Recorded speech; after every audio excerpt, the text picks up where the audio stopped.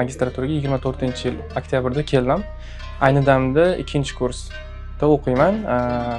Soham esa fuqarolik huquqi. Birinchi marta kelganimda ancha-muncha qiyinchiliklar bo'lgan. Birinchi masala bu o'sha pul masalasi, ikkinchisi ovqat masalasi, uchinchisi esa bu o'sha chet elliklar bilan men birinchi marta o'rtoq sifatida gaplashganligim uchun ozgina qiyin bo'lgan.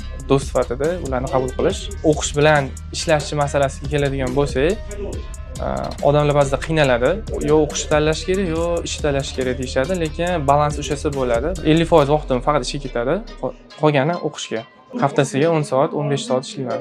Yaponiyaga kelishdan oldin Yaponiyani madaniyati, Yaponiyada o'zini qanaqa tutish kerak, manieralari Yaponiyaning tizimi haqida ozgina o'rganib kelgan yaxshi.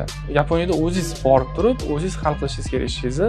Hech kim sizga ketidan yugurib yurmaydi. Misol uchun darsga borish majbursan. Unaqa narsa yo'q Yaponiyada. Ish masalasi haqida o'ylab ko'rish kerak, qanaqa ish qila oladi, qanaqa ish qilgan yaxshi, legalni ish qilgan yaxshi. Kelajakda Yaponiyada qolish maqsad bo'ladigan bo'lsa, yapon tilini bilib turib, o'rganib turib kelgan yaxshi. Ingliz tilida kelish masalasi bor.